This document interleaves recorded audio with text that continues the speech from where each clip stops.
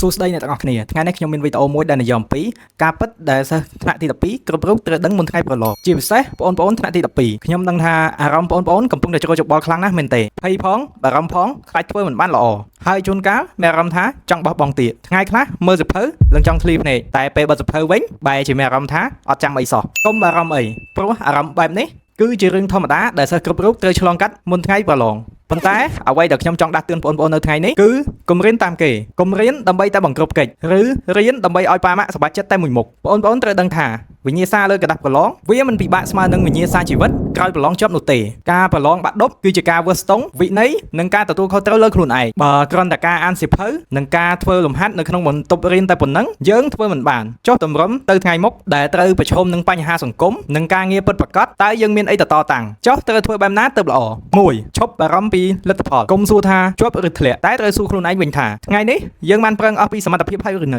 2បែងចែកពេលវេលាឲ្យច្បាស់កុំរៀនសម្រុកដល់ភ្លឺព្រោះខួរក្បាលត្រូវការសម្រាករៀនឲ្យចំគោលដៅ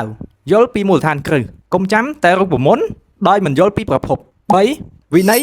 សំខាន់ជាងកម្លាំងចិត្តកុំចាំដល់មានអារម្មណ៍ថាចង់រៀនទៅរៀនចូលបង្កើតទម្លាប់រៀនឲ្យដូចជាការញ៉ាំបាយចង់ចាំណាសញ្ញាបត្របាក់ឌុបគ្រាន់តែជាសម្បត្តិមួយសន្លឹកដើម្បីឲ្យប្អូនឈានជើងចូលសាកលវិទ្យាល័យប៉ុន្តែចំណេះដឹងនិងវិន័យដែលប្អូនសន្សំក្នុងពេលត្រៀមប្រឡងនេះទេ